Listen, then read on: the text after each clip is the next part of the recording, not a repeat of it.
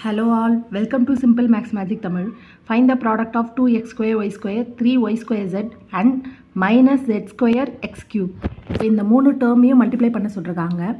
is equal to 2x square y square into 3y square z into minus z square x cube.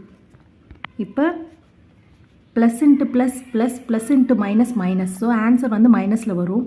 2 into 3 6 6 into 1 6. இப்போ minus 6.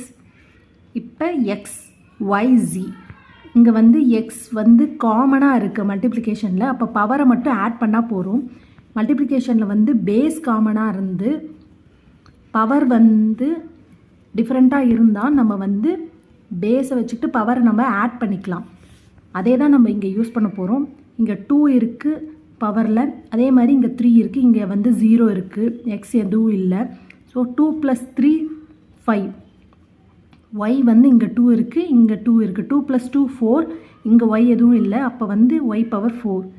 அதே மாதிரி z வந்து இங்கே 1 power இருக்குது, அதே மாதிரி இங்கே 2 இருக்குது. 1 + 2 3, அப்போ z பவர் 3 தான் இங்கே.